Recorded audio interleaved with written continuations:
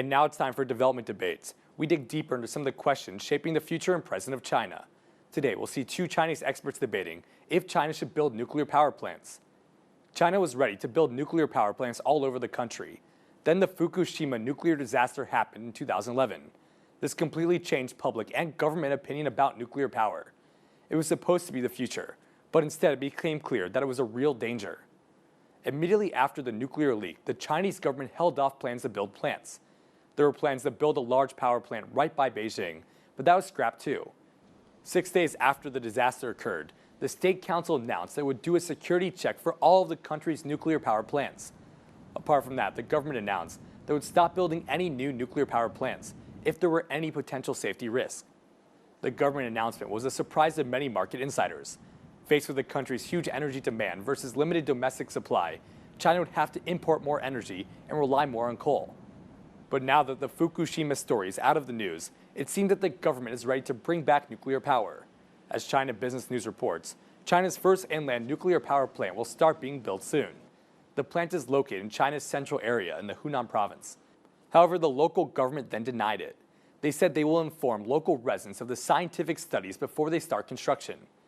This is clearly an effort to prevent protests, which have stopped construction before.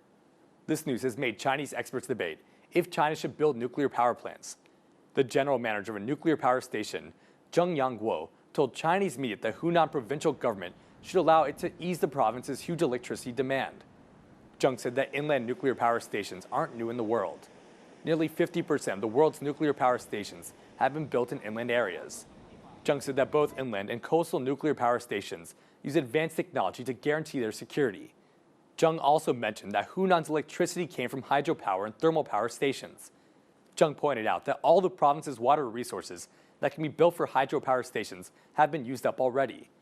Meanwhile, burning coal for thermal power would cause more air pollution, which is the biggest concern of the day. Therefore, Zheng said that building nuclear power stations is the only way to solve the electricity shortage and improve air quality. Zheng then blamed the public for being ignorant about the technology, as if it knew nothing about the risk of nuclear power. Zheng said that the only obstacle, however, is from the public because they have little awareness of the advances in technology. Zheng said the new nuclear power plants are third-generation nuclear technology. This is 100 times safer than the second generation, like Fukushima's. So I guess that implies that 100 times safer than a catastrophic nuclear leak is safe. And of course, not everyone agrees with the nuclear power employee. The delegate of the China's People Political Consultative Conference, Liu Mingkong, said that inland plants are more dangerous than coastal ones. He noted that nuclear power plants built in coastal areas can allow nuclear wastewater to drain into the ocean in the event of an accident.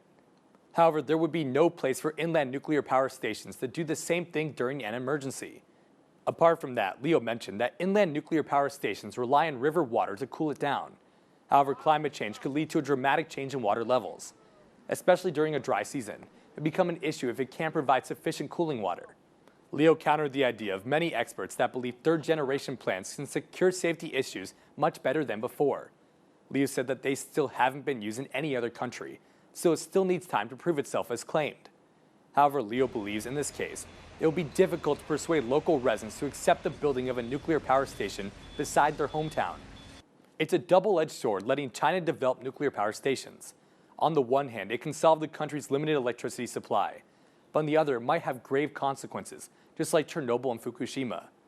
China has shown that it's willing to invest in alternative energy, and until Fukushima, they probably considered nuclear as an alternative and safe source. But now its dangers are apparent and fresh in the mind, and they probably shouldn't expect Chinese people to want to be guinea pigs for the third generation of plants.